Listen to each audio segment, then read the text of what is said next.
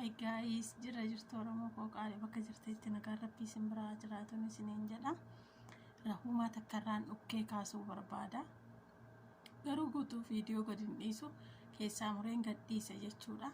Dhukkeen irraa kaasuu barbaada. Maaliif viidiyoon irraa hojjetachaa jirti anaan piraankii ajandaa godhachaa jirti waan ta'eef kottee cabsuun barbaada.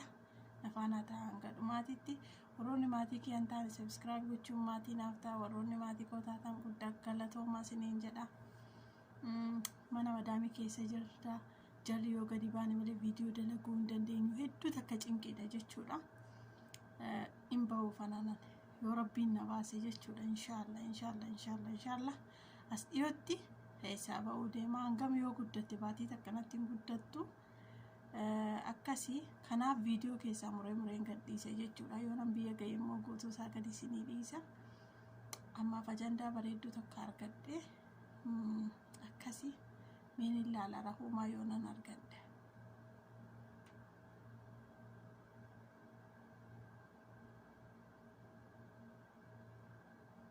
Hin beektu bilbila kana.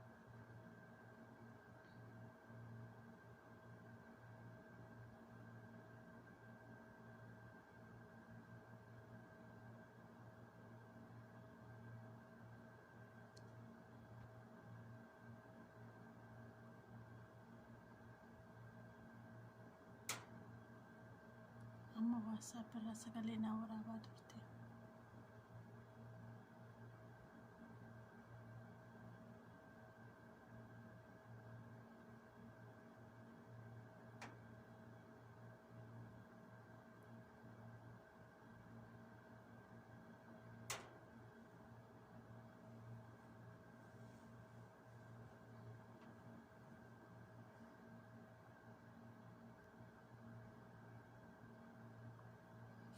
Rabbii kiyya maalan godhaka.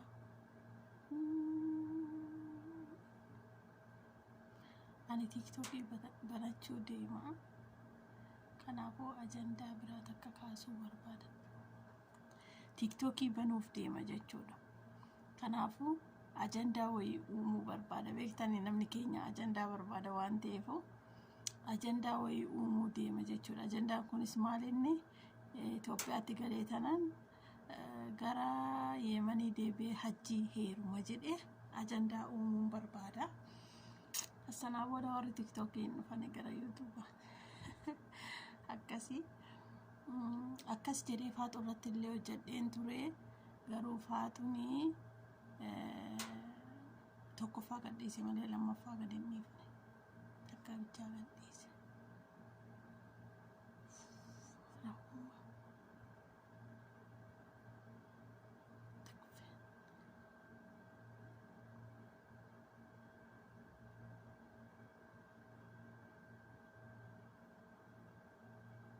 Hojiin mana keessa buutee jiranii jirreef kan baate.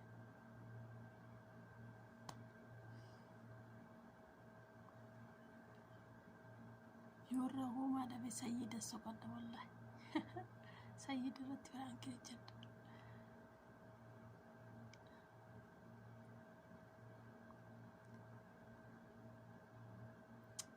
Kaasuu didde.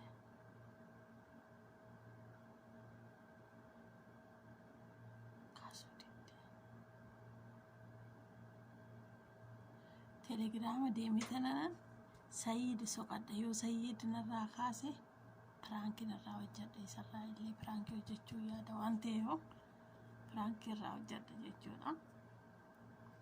Maal jedhee irraa hojjedha siitanii sayyid irratti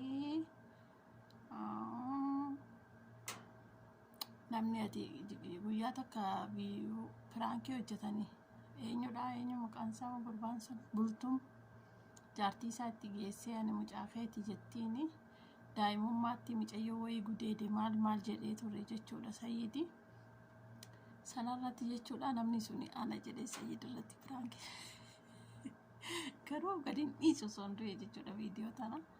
Amma waan hunduu naa milkaa'utti inni waan gadi hin dhiifne lubbuun koo baate akkasii meen ilaala. Yoo sayyid narraa kaase abdii irraa irree hojjetadheen ture garuu fadhiisuun barbaanne malee miskiina nama abdiirraa viidiyoo 3 hojjetadhee qoonqoo goggogsee qullaa mana keessa na kaachifte naan jedhe nalaala yoo Sayyid narraa kaase telegiraama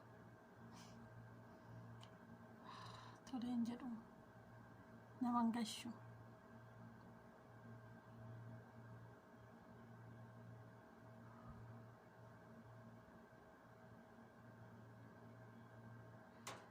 toleen jedhu telegiraamarraan toleen jedhu iimurraan allaala iimurraan seenee Sayyid soqee bilbilli koo kun barreerra darbe garuu abbaan qabamnaa waan hunduu hin ta'a gara waggaa 6 ol na bira teesseerti bilbilli tiyyatuun addisiidha harkitanii duratti giseen Ameerikaadhaas deebi hiriira kana bitadde jechuudha iimurra galee Sayyid soqadha yaa rabbii kee Sayyiduma na argachiise hadha sekarang apa udah miadi kado jiruun asuma way YouTube ni tono do nyaannu do dhugnu qistee jirti waa mashii yaadaa oollee bullee cinqii nyaanne jechuudha argaa ishee aboo maal uffachaa akkuma kunoo ilmootti waa yaadan sana jechuudha hawwiin koo jannataa naman barbaadullee nan dhabe Sayyidin barbaadadha immoo isaallee hin qaba telegiraamarraan tolenaa jechuudhiiti abbaa jamu as beekaay abbaa jamu nan dhabee naman biraankii godhu dhabee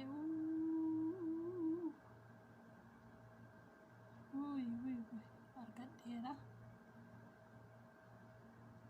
ni kun Sayyid lakkoofsa nama argisiisu yakka Sayyid Sweenee takka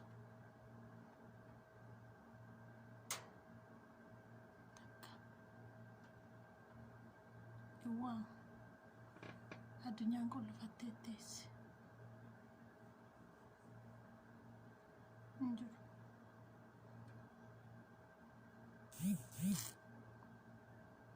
Sayyid didde kaay lakkii sin argadhaan akka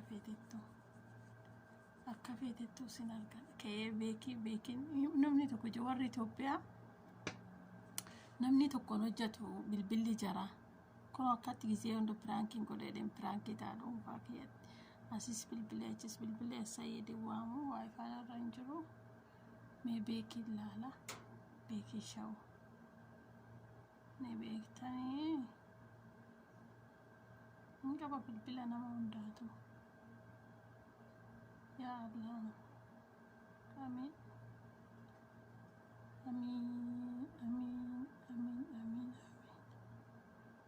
amma bekar genture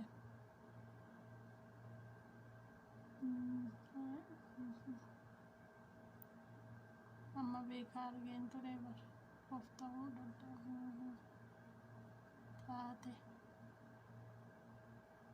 mudannoo jedhee qaba beekaa duratti isaa jechuudha achasitti argisiisa kunoo beekii shawu yeroo mudannoo nama gaafatu duratti tokko achumaan bilbila isaa gabbuufadhe mudannoo himadhaa jedha harka duwwaa galuun har'agaa kiyu jechuun amma gaa kasaaroon amma gaa Pranking godha jedhanii pirankii ta'uun amma ga'a namuma wayii odoon argadhe namuma wayii madaami gabbayee bara please narraa kaasaa pirankiin isin godha pirankii naataa maaloo amziyaa irratti pirankii hojjedhee jira hawwiin koo jannataa midhiree hin arguun beeku ashoon namarraan kaaftu yaa Allah sanyii mootii takkaallee barbaadee dhabe kontonfadheen barbaadee dhabe adamma wajji don naman benagin irratti bilbilee piraankisin godhee ormee kaballaan garana dabarsaa kanaafuu akkam ta'ama ashoon irraa guratte mee telegiraama irraa dhaqee marree nama barbaadadha lakkii uummata biraankii naa taate foon lakkii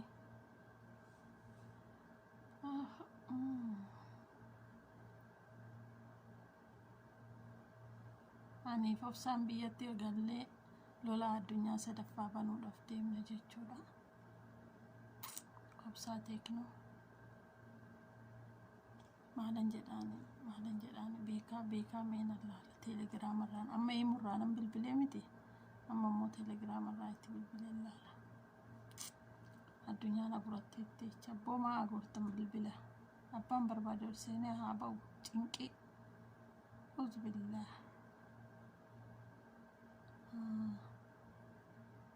as jirtaa edaa rahuma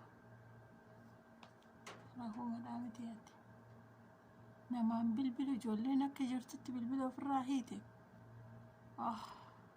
muka nyaadhaa ruuzii arabaa nyaattani hundi keessan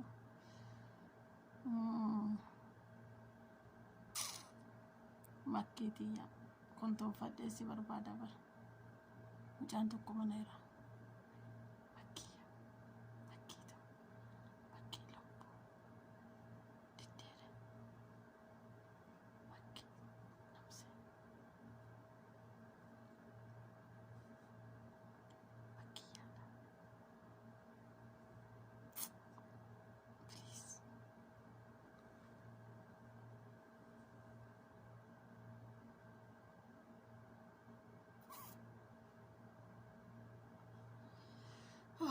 muka nyaadhaa ruuzii arabaa nyaattan hundi keessan garaana guddani huntuun jiru ayyaa carraa kaadhe abbaallata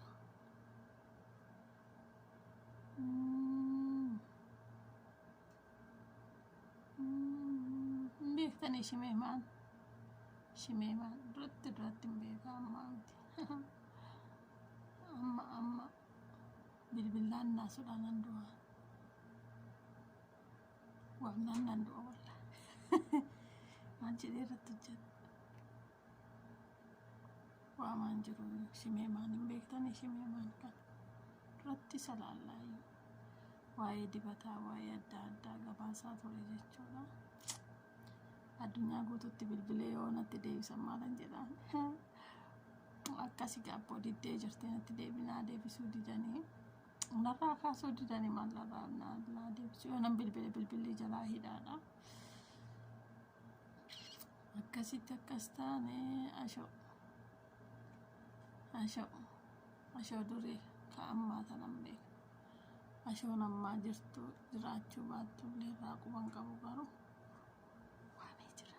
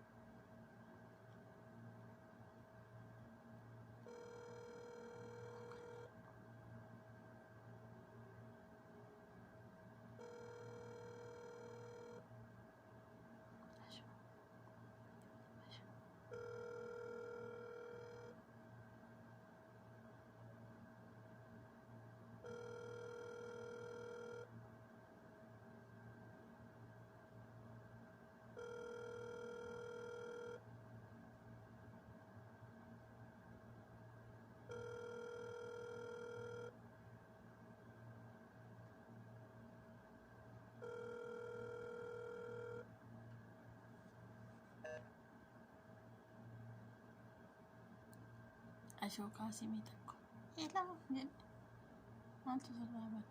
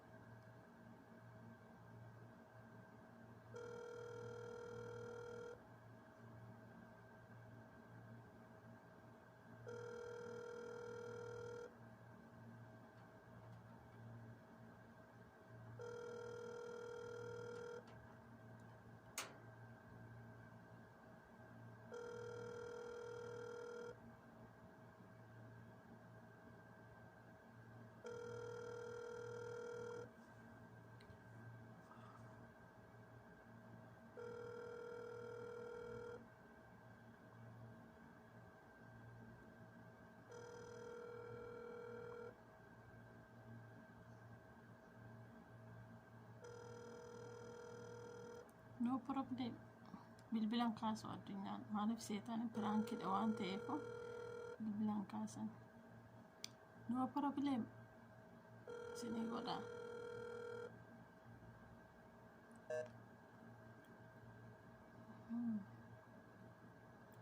ajaa'ibuma qabdi ijoolleen fayyaadha nagaan dhabinaa Oromoo koo naman gadhiifadha viidiyoo too daqiiqaa 16 waraabee dondoo illee hin gubu jechuudha akka tollee itti bullu bichaan ulaala